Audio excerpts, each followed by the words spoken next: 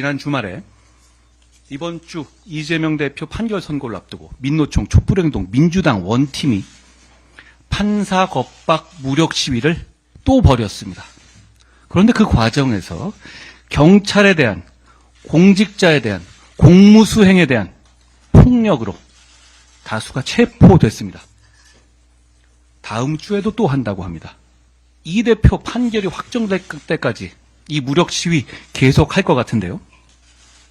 그러면 아마 앞으로 몇 년간은 이 아름다운 서울의 주말은 판사 겁박 폭력 시위로 더럽혀지게 될 겁니다. 국민의힘은 경찰 등 사법당국의 엄격한 법 집행을 촉구합니다. 이건 정치가 아니라 범죄 아닙니까? 범죄에 대해 강력하게 대응해야 합니다. 왜? 이 아름다운 서울의 주말이 저런 판사 겁박 무력 시위로 인해서 차 막히고 짜증나는 상황이 반복돼야 합니까? 서울 시민들께 아름다운 서울의 주말을 돌려드리자는 말씀드립니다. 이재명 대표 선고 생중계 주장을 우리 국민의힘이 다각도로 하고 있죠. 순전히 정치공학적인 계산으로 생각해 볼 때 유죄라고 생각한다면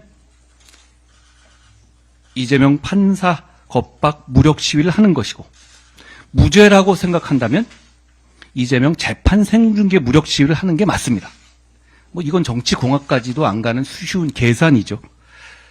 그런데 민주당은 생중계는 극구 거부하면서 판사 겁박에만 올인하고 있습니다. 민주당 스스로의 판결은 이미 유죄로 난 것 같습니다. 그리고 민주당은 하다 안 되니까 트럼프 미 당선자와 이재명 대표를 비교하는 작전을 쓰기 시작했습니다. 저도 하나 비교하겠습니다. 그런데 트럼프 후보는 2023년 11월 유권자들의 높은 관심을 등을 이유로 재판을 공개하자고 당당하게 요구한 바 있습니다. 이 부분이 진짜 중요한 건데 쏙 빼놓고 말하고 있네요. 이재명 대표 재판 선고의 생중계를 바라는 여론이 굉장히 높습니다. 그 뜻을 따라드리자라는 말씀 드립니다. 무죄라면 못할 이유가 없죠. 오늘은 이재명 대표의 선거법 재판 내용에 대해서 간단히 말씀드리죠. 이재명 대표가 과거에 여러 가지 재판 거래 의혹도 있었는데 그런 선거법 재판에서 무죄를 받은 적이 있었죠.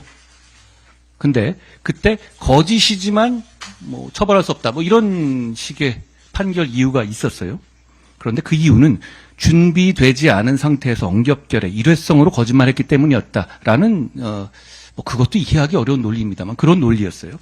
그런데 이번 금요일 날 나올 판결은 그 판례에 따르더라도 유죄인 사안입니다. 왜냐하면 선거에 큰 타격을 받을 내용이 언론을 통해서 공개되자마자 백현동 옹벽 그림이 공개되자마자 그 영향을 어떻게든 줄여보기 위해서 의도되고 준비된 그리고 반복된 거짓말이었기 때문입니다.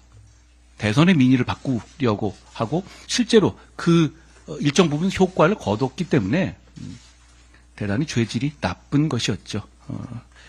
저는 대한민국 사법부가 더도 말고 덜도 말고 법대로만 다른 일반적인 사람들과 우리 국민들과 똑같이만 판단해 주기를 기대합니다.